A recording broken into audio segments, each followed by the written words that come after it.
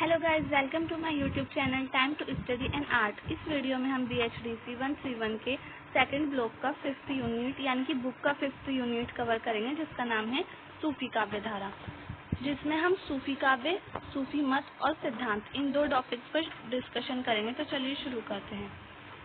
सबसे पहले है प्रस्तावना। भक्ति काव्य की निर्गुण धारा में अनेक भक्त कवियों ने परमात्मा की प्राप्ति के लिए प्रेम को अपना मार्ग बनाया। इन्हें प्रेम मार्गी निर्गुण कवि या सूफी कवि कहा गया। इन्होंने अपनी भक्ति पूर्ण अभिव्यक्तियां अवधी भाषा में प्रबंधात्मक रचनाएं लिखकर की। इन्होंने अपनी रचनाओं के लिए आधार कथा लोक में विद्यमान प्रेम कथाओं से लिया तथा रूपक और प्रतीकों के माध्यम से साधना की प्रणाली को अभिव्यक्त किया। इनके यहाँ प्रेमिका ब्रह्म स्वरूप है तथा प्रेमी साधक है। तो पहले भी मैंने बताया है, निर्गुण धारा में जिन कवियों ने प्रेम को अपना मार्ग बनाया, प्रेम को आधार बनाया अपना, तो उनको निर्गुण कवि कहा गया, प्रेम मार्गी निर्गुण कवि। जिन्होंने ज्ञान को आधार बनाया था उन्हें ज्ञान मार्गी निर्गुण कवि कहा गया, और जिन्होंने प्रेम को आधार बनाया उन्हें प्रेम मार्गी निर्गुण कवि या फिर सूफी कवि कहा गया। और ये जो कवि होते थे सूफी कवि, ये अवधी भाषा में अपनी रचनाएं करते थे और प्रबंध काव्य के रूप में इनकी रचनाएं होती थी, यानी कि प्रबंध शैली में होती थी। अवधी भाषा इनकी एक खास भाषा थी प्रेम मार्गी निर्गुण कवियों की, सूफी कवियों की। वैसे भी दूसरे कवि भी, निर्गुण संत कवि भी अवधी भाषा का प्रयोग करते, लेकिन ये प्रेम मार्गी जो निर्गुण कवि थे वो ज्यादातर अवधी भाषा का ही प्रयोग करते थे। और इन लोगों की, सूफी कवियों की जो इनकी जो रचना होती थी उसका आधार प्रेम कथा होती थी। हिंदू प्रेम कथाएं और लोक कथाएं होती थी इनका आधार। ये हिंदू लोक कथाओं को और प्रेम कथाओं को लेकर अपना काव्य रचते थे। और इनकी जो ईश्वर होता था वो प्रेमिका के रूप में मानते थे। ये ईश्वर को, उसकी ईश्वर की जो उपासना करते थे प्रेमिका के रूप में करते थे। जो भक्त होता था वो तो हो जाता था साधक यानी कि प्रेमी, और ईश्वर को प्रेमिका के रूप में मानते थे। और सबसे ज्यादा ये लोग प्रतीकों के माध्यम से अपनी साधना करते थे। ये लोग प्रतीकों के माध्यम से, जैसे कि पद्मावत में भी देखने को मिलता है, जैसे कि पद्मावत में जो रत्नसेन राजा था वो उसको जीव का प्रतीक माना गया है, और जो पद्मावती थी वो ईश्वर का प्रतीक है, ब्रह्म का प्रतीक माना है पद्मावती को। और इनमें रूपकों, अलंकार वगैरह सब चीजें देखने को मिलती हैं। अब चलिए देखते हैं आगे सूफी काव्य।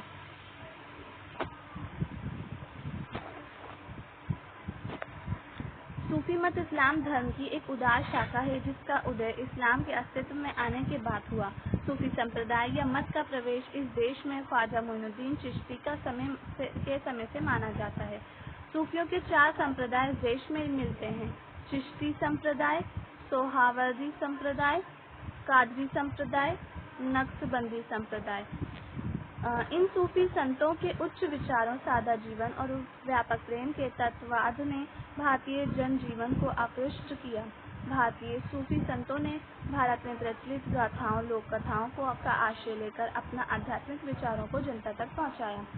यानी कि ये जो सूफी मत है ये भारत में जब ख्वाजा मोइनुद्दीन चिश्ती भारत में आए थे और इस्लाम का उदय भारत में हुआ था, तो तब सूफी मत हिंदुस्तान में आया था, भारत में। और ये जो सूफी मत है इसके 4 संप्रदाय होते हैं: चिश्ती संप्रदाय, सोहारवर्दी संप्रदाय, कादरी संप्रदाय और नक्शबंदी संप्रदाय। और ये लोग जो थे ये उच्च विचारों पर अपना सारा ध्यान केंद्रित करते थे। कहते थे कि ऊंचे विचार रखने चाहिए और सादा जीवन जीना चाहिए और प्रेम के माध्यम से ईश्वर को प्राप्त करना चाहिए। इन लोगों का ऐसा मानना था। और वो जो मैंने अभी पहले बताया, लोक गाथाओं को भारत में जो प्रचलित लोक गाथाएं थी, प्रेम कथाएं थी, तो उन्होंने उनके माध्यम से अपने आध्यात्मिक विचार, इनके जो ईश्वर के लिए प्रेम था, इनकी जो ईश्वर के लिए अभिव्यक्ति थी, ईश्वर के लिए विचार थे, वो सब इन्होंने भारतीय लोक कथाओं और प्रेम कथाओं को लेकर काव्य में, भारतीय लोक कथाओं और प्रेम कथाओं को लेकर काव्य में उसको डाला और अपने विचार जनता तक पहुंचाए काव्य के माध्यम से, इनके जो आध्यात्मिक विचार थे। सूफी शब्द की व्युत्पत्ति कैसे हुई? विद्वानों में ये विवाद का विषय रही है। यानी कि सूफी शब्द जो है इसकी उत्पत्ति विद्वानों में विवाद का विषय है। हर विद्वान अलग अलग इसका बताते हैं। कुछ विद्वानों की धारणा है कि सूफी सूफा से बना है, जिसका अर्थ है पवित्रता। इसके धारणा के अनुसार सूफी उन्हें ही कहना चाहिए जो व्यक्ति मन, वचन, कर्म से पवित्र कहे जा सकते हैं।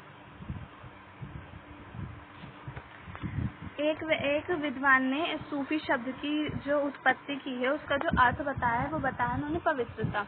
तो इसमें लिखा है कि सूफी उन्हीं व्यक्ति को कहना चाहिए जो व्यक्ति मन, वचन, कर्म से पवित्र हो। एक दूसरे मत के अनुसार सूफी शब्द हृदय से निष्कपट या छल रहित व्यक्ति के लिए किया गया, यानी कि जिस व्यक्ति में कपट ना हो, छल ना हो, उस व्यक्ति के लिए। इसलिए सूफी ऐसे व्यक्ति को कहना चाहिए जो परमात्मा के प्रति निश्चल प्रेम भाव रखता हो और समस्त प्राणियों के साथ भी निश्चल व्यवहार करता हो। समझ आ गया होगा, ये मैं इतना डिटेल में नहीं पढ़ूंगी। एक तीसरा मत ये है कि सूफी शब्द सोफिया से निकला है, जिसका अर्थ है निर्मल ज्ञान। इस अर्थ के अनुसार निर्मल ज्ञानी व्यक्ति ही सूफी कहलाने के अधिकारी कहे जा सकते हैं। चौथे मत ये है कि सूफी शब्द सब से निकला है, जिसका अर्थ है सबसे आगे की पंक्ति। इस अर्थ के अनुसार सूफी केवल उन्हीं विशिष्ट व्यक्तियों को कहा जा सकता है जो कयामत के दिन ईश्वर के प्रिय पात्र होने के कारण सबसे आगे की पंक्ति में खड़े किए जाएंगे। पांचवा मत है कि ये शब्द सूफ से बना है, जिसका अर्थ है चबूतरा। ये शब्द विशेष रूप से अरब देश की किसी मस्जिद के प्रांगण में किसी ऊंचे स्थान पर बने चबूतरे को सूचित करता है। यानी कि जो सूफ शब्द है, ये अरब में एक मस्जिद है, उसके ऊंचे स्थान पर बने होने के कारण को वो करता है, ये सूचित करता है, जहाँ पर हजरत मोहम्मद साहब के शिष्य एकत्र होकर परमात्मा का चिंतन किया करते थे और इन शिष्यों के स्वभाव के कारण ही इन्हें सूफी नाम दे दिया गया। यानी कि हजरत मोहम्मद जो थे, उनके जो शिष्य थे, वो उस चबूतरे पर बैठकर ईश्वर को प्राप्त करने के लिए साधना करते थे, चिंतन करते थे। तो इसलिए और उन हजरत मोहम्मद के जो शिष्य थे उनको सूफी नाम दे दिया गया, तो इसलिए यहीं से ही निकला है सूफ शब्द। एक छठा महत्वपूर्ण मत है कि सूफी शब्द वास्तव में सूफ से बना है, जिसका अर्थ है ऊन। ये केवल उन्हीं व्यक्तियों के लिए प्रयुक्त होता है जो मोटे ऊनी वस्त्रों का व्यवहार करते थे और भोग विलास से दूर रहकर सीधा साधा जीवन जीते थे। समझ आ गया होगा। छठा मत है सूफ, जिसका अर्थ बताया है ऊन, और ये उन व्यक्तियों के लिए बताया जो भोग विलास से दूर रहते थे, सादा जीवन जीते थे और मोटे ऊनी वस्त्र पहनते थे। उन लोगों के लिए सूफी शब्द बताया है। इनका जीवन केवल आध्यात्मिक साधना के प्रति समर्पित होता था। आजकल अधिकतर विद्वान और मुस्लिम आलिम आदि अंतिम मत ऊन पहनने वाले सूफी संत को ही स्वीकार करते हैं। यानी कि आजकल जो स्वीकार किया जाता है वो ऊन पहनने वाले सूफी संत जो हैं, उनके लिए सूफी शब्द प्रयुक्त होता है। आचार्य रामचंद्र शुक्ल ने जायसी ग्रंथावली की भूमिका में सूफी और सूफी मत का परिचय देते हुए कहा है कि ये आचार्य रामचंद्र शुक्ल हैं, इन्होंने जायसी ग्रंथावली को लिखा होगा ग्रंथ, तो उसके मत में इन्होंने अपना परिचय दिया है। आरंभ में सूफी एक प्रकार के फकीर या दरवेश थे जो खुदा की राह पर अपना जीवन ले चलते थे। दीनता और विनम्रता के साथ बड़ी फटी हालत में दिन बिताते थे। ऊन के कंबल लपेटे रहते थे, भूख प्यास सहते थे और ईश्वर के प्रेम में लीन रहते थे।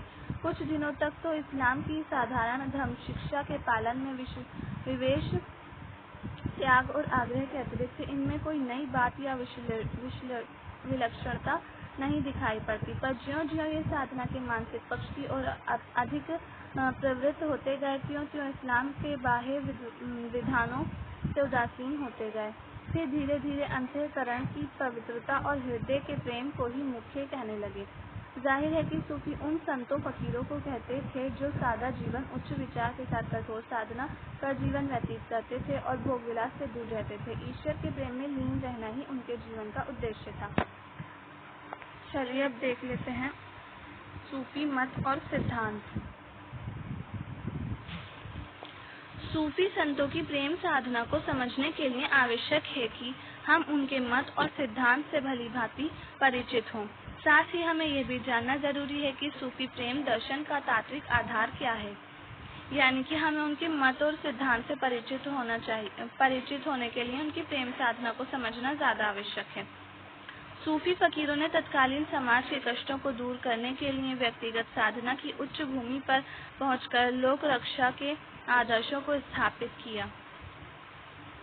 ये जो फकीर होते थे, इन्होंने सामाजिक कष्टों को दूर करने के लिए जो व्यक्तिगत साधना थी उसकी और लोक रक्षा की आदर्शों को स्थापित किया। इन्होंने लोगों को बताया कि क्या क्या आदर्श हैं, क्या क्या हैं जिस तरीके से वो अपना जीवन व्यतीत कर सकते हैं, अपना व्यक्तिगत जीवन सुधार सकते हैं और साधना कर सकते हैं ईश्वर की किस प्रकार से, ये इन्होंने बताया लोगों को। जैसे ज्ञान मार्गी कवि थे, उन्होंने भी बताया था किस किस प्रकार उन्होंने समाज की बुराइयों को दूर किया था और लोगों को जीवन जीना सिखाया था। ऐसे सूफी मत में प्रेम मार्गी कवियों ने भी सिखाया था। उन्होंने कोई अहंकारी नया पंथ ना चलाकर प्रेम मार्ग के गुणों का बखान किया। उन्होंने कोई भी अपना एक नया पंथ नहीं चलाया था, बस प्रेम मार्ग के जो गुण थे उनको लोगों के सामने स्पष्ट किया था, उनको लोगों के सामने बताया था, लोगों को स्थापित किया था उन्होंने, और फिर लोगों को बताया था कि किस तरीके से वो प्रेम मार्ग पर चल सकते हैं। विद्वानों का आदर किया और वेद पुराण तथा कुरान को कल्याण पथ की ओर ले जाने वाला वचन घोषित किया। जायसी वेद वर मार्ग का खुले रूप से समर्थन करते हैं। यानी कि वेद पुराण जो थे इन्होंने उसका अनादर नहीं किया, उसका भी आदर किया, और कुरान में जो लिखा है ईश्वर से संबंधित जो बातें लिखी हैं उसका भी अच्छे तरीके से इन्होंने सबको बताया, प्रेरित किया। जायसी ने रामानंद वल्लभाचार्य चैतन्य महाप्रभु के अहिंसामय वैष्णव विचार प्रवाह के भक्ति रस को मुक्त हृदय से अपना लिया। यानी कि जो जायसी थे उन्होंने रामानंद के, वल्लभाचार्य के, चैतन्य महाप्रभु के जो वैष्णव विचार थे उसको अपनाया था, साफ हृदय से अपनाया था। वे उग्र हिंसा में वाम मार्ग का स्थान साथ नहीं देते थे। क्यों नहीं देते? इस वाम मार्ग के प्रति समाज में आदर का भाव न था। आचार्य रामचंद्र शुक्ल ने लिखा है कि तंत्र मंत्र वाले शाक्तों की निंदा तुलसीदास ही जो हरिहर चरण भजही भुगतान घोर नहीं करते, सूफी मत संत जायसी भी करते हैं। यानी कि जो तुलसीदास थे ये तंत्र मंत्र का विरोध करते थे, उसकी शक्तियों की निंदा करते थे, तो ऐसे ही जायसी भी करते थे। रामचंद्र शुक्ल के अनुसार मंत्र तंत्र के प्रयोग करने वाले भूत प्रेम और याश्वी आदि सिद्ध करने वाले तांत्रिकों और शाक्तों के प्रति उस समय समाज में भाव कैसे हो रहे थे, इसका पता राघव चैतन्य के चरित्र चित्रण से मिलता है। शाक्त मत विहित मंत्र और तंत्र का प्रयोग आदि वेद विरुद्ध अनाचार के रूप में समझने लगे थे। इस कथन से यह वास्तविकता साफ तौर पर उभर कर सामने आती है कि सूफी फकीरों ने वैष्णव मत के अहिंसामय प्रेम को अपनाया। यानी कि सूफी मत जो था उसने वैष्णवों का जो प्रेम था, अहिंसामय प्रेम, उसको अपनाया, ना कि तंत्र मंत्र शक्ति जो थी सिद्धोनाथों की, उसको नहीं, सिद्धों की थी तंत्र मंत्र शक्ति, तो उन्होंने इसको नहीं अपनाया था। कारण प्रेम प्रधान वैष्णव मत के इस पुनरुत्थान में अहिंसा का भाव यूं तो सारी जनता में आदर लाभ कर चुका था, पर साधुओं और फकीरों के हृदय में विशेष रूप से बुद्ध मूल हो गया था। क्योंकि इसका कारण यही था जो मैंने अभी पढ़ा है, क्या हिंदू, क्या मुसलमान, क्या सगुणोपासक, क्या निर्गुणोपासक, सब प्रकार के साधु और फकीर इसका महत्व स्वीकार कर चुके थे। यानी कि अहिंसा में प्रेम का, अहिंसा में भाव, इसका जो महत्व था वो सभी स्वीकार कर चुके थे, चाहे वो हिंदू हो, मुसलमान हो, सगुणोपासक हो या फिर निर्गुणोपासक हो। निर्गुण ब्रह्म की उपासना करने वाले सूफी पशु हिंसा के खिलाफ हैं और इनकी सहृदयता और कोमलता किसी भी सगुणोपासक भक्त से कम नहीं है। भक्ति और उपासना के लिए सूफी ईश्वर को अनंत सौंदर्य, अनंत शक्ति, अनंत गुणों का सागर मानते हैं।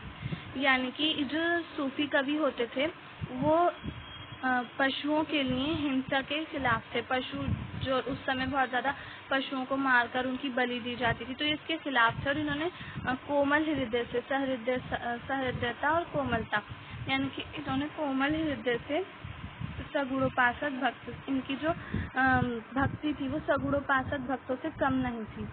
ये भी कोमल हृदय से उतना ही हिंसा के खिलाफ थे जितना कि सगुणोपासक थे।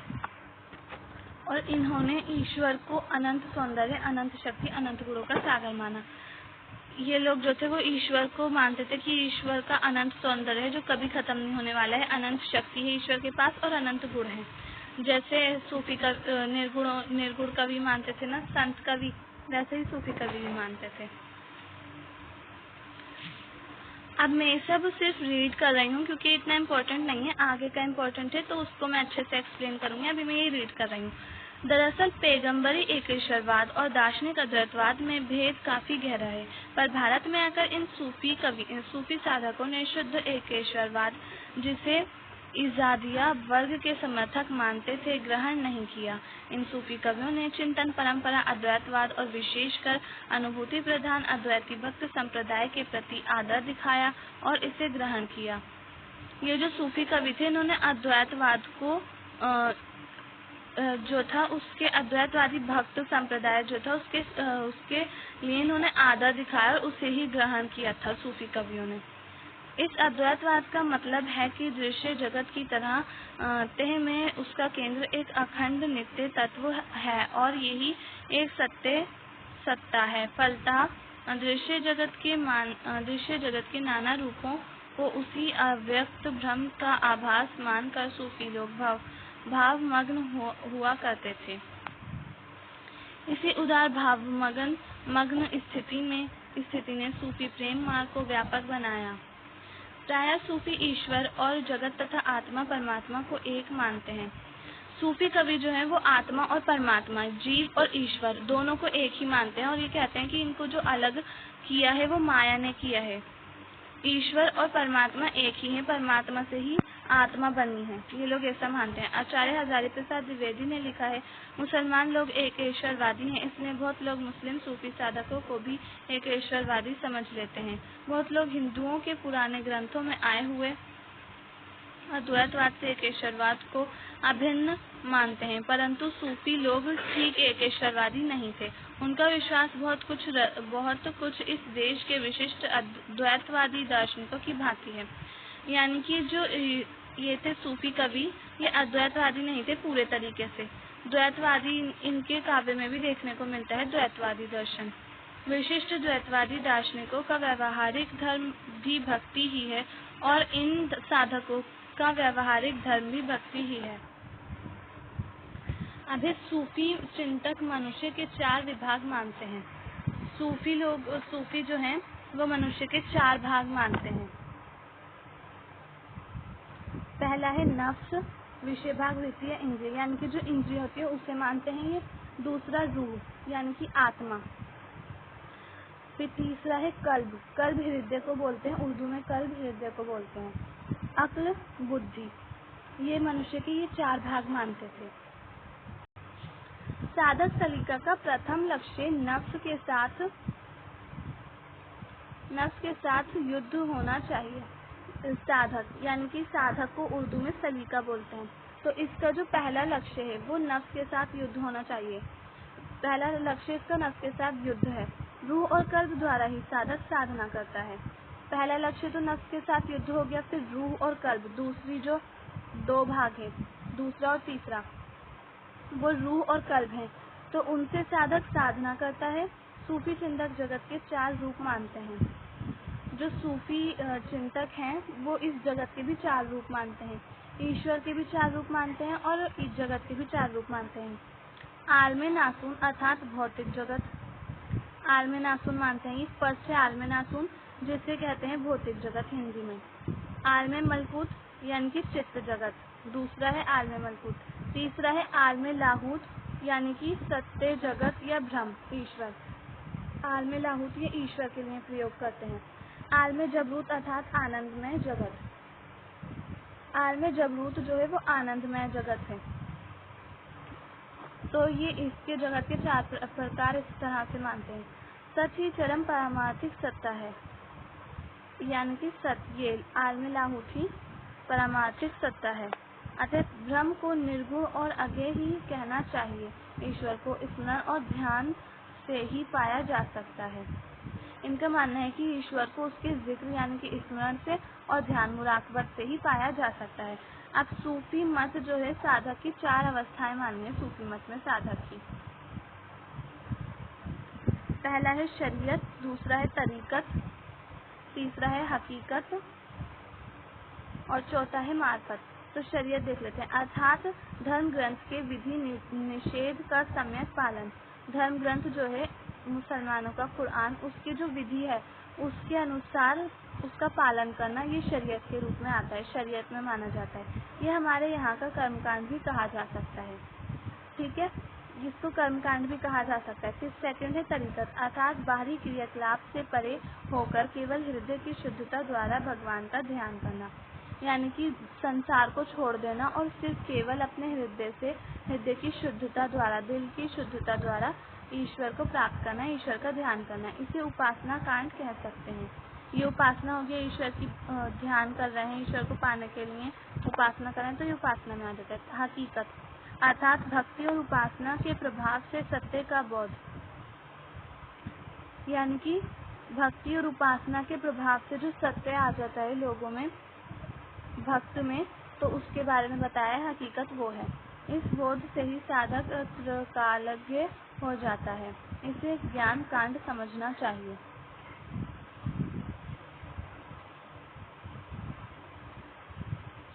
और चौथा तरीका है मार्फत, अर्थात सिद्धावस्था, जिसमें कठिन उपवास और मौन आदि की साधना द्वारा अंत में साधक की आत्मा परमात्मा में लीन हो जाती है। यानी कि मार्फत में सिद्धावस्था होती है, जिसमें कठिन उपासना करते हैं और बाद में साधना के बाद जो साधक होता है उसकी आत्मा परमात्मा में ही लीन हो जाती है, यानी कि उसको मुक्ति मिल जाती है, वो ईश्वर के पास चला जाता है, उसका अंत हो जाता है। जायसी ने इन अवस्थाओं का उल्लेख अकरावट में किया है, ये मैं नहीं पढ़ रही हूँ, नीचे वाला पढ़ रही हूँ। ईश्वर की सत्ता का सार प्रेम है। इश्क मिजाजी की इश्क हकीकी की ओर ले जाने की स्थिति है। इश्क मिजाजी यानी कि लौकिक प्रेम, यानी कि संसारिक प्रेम, और इश्क हकीकी आध्यात्मिक प्रेम। तो ये जो सूफी हैं, सूफी कवि मानते हैं कि इश्क मिजाजी यानी कि लौकिक प्रेम ही ईश्वर की ओर ले जाने की स्थिति है, इश्क हकीकी की ओर, आध्यात्मिक प्रेम की ओर ले जाने की स्थिति है। यानी कि ईश्वर को हम लौकिक प्रेम द्वारा अलौकिक तर्क की ओर से पा सकते हैं। इस मार्ग में कई पड़ाव हैं, जिन्हें मुलाकात कहा जाता है। साधना फना से बका की ओर बढ़ता है। फना यानी कि जो मर जाते हैं उसके बाद फना हो जाते हैं, उसको कहते हैं, मृत्यु होने को फना कहते हैं। और बका मृत्यु के बाद मृत्यु के बाद जो साधक का जीवन होता है उसे हम बका कहते हैं, क्योंकि बका हमेशा रहने वाला होता है। मरने के बाद तो हम मर ही गए, फिर उसके बाद तो हम ईश्वर के पास चले जाते हैं, तो वहाँ पर ईश्वर के पास हमारी आत्मा हमेशा के लिए रहती है, तो वो बका हो जाती है। और फना जो धरती पर मर जाते हैं, मृत्यु हो जाती है, उसको बोलते हैं। सूफी जगत ब्रह्मानंद का वर्णन लौकिक प्रेमानंद के रूप में करते हैं। सूफी बराबर खुदा के नूर को हुस्ने बुता के पर्दे में देखते हैं। ब्रह्म बिंब है और जगत उसका प्रतिबिंब है। ये लोग ब्रह्म को बिंब मानते हैं और जगत को उसका प्रतिबिंब मानते हैं। और जो ब्रह्म है, ब्रह्म का जो आनंद है, उसे लौकिक प्रेमानंद, जो मैंने भी बताया, लौकिक प्रेम होता है इनका, लौकिक प्रेम से अलौकिक प्रेम की ओर बढ़ते हैं ये। तो ये लौकिक, जिसे संसारिक प्रेम में आनंद मिलता है, ये ईश्वरीय प्रेम को भी ऐसे ही आनंद के रूप में स्वीकार करते हैं। यह सिद्धांत प्रतिबिंबवाद कहलाता है। जिसकी चर्चा पद्मावत में आती है। हिंदी के सभी सूफी काव्यों में वेदांत के साथ हठयोग की बातों का समावेश सूफी कवियों ने किया है। यानी कि सूफी कवियों ने हठयोग का भी प्रयोग किया है। सूफी साधक की हाल अवस्था समाधि है। इसके दो पक्ष हैं। त्याग पक्ष में साधक अपने को जगत के अन्य पदार्थों से भिन्न समझने का भाव त्याग देता है, उसका अहं भाव नष्ट हो जाता है और प्रेम का नशा उतर जाता है। हाल की दो अवस्थाएं बताई हैं, जिसमें साधक जगत के जो जितने भी पदार्थ होते हैं उन सबको त्याग देता है, उसका अहंकार होता है वो भी त्याग देता है, और फिर उसके ऊपर सिर्फ ईश्वर के प्रेम का नशा चढ़ जाता है। तो ये पहला पक्ष है इसका। और दूसरा पक्ष प्राप्ति का मार्ग, यानी कि ईश्वर को प्राप्ति का मार्ग। साधक घर बार छोड़कर निकल पड़ता है, वियोग में तड़पता है और प्रेम की तीव्रता से प्रिय को प्राप्त करता है, जो पद्मावत में देखने को मिलता है। रतन सेन अपना राजपाट सब छोड़ देता है और पद्मावती को प्राप्त करने के लिए निकल जाता है, और हर कठिन से कठिन तप करता है, वियोग में तड़पता रहता है वो, और है ना, बहुत ज़्यादा तप करने पड़ते हैं उसको, और फिर लास्ट में जाकर उसको पद्मावती मिलती है। तो बहुत ज़्यादा तप करने के बाद, साधना करने के बाद ईश्वर की प्राप्ति होती है। तो ये दो पक्ष हैं साधक के, सूफी साधक के।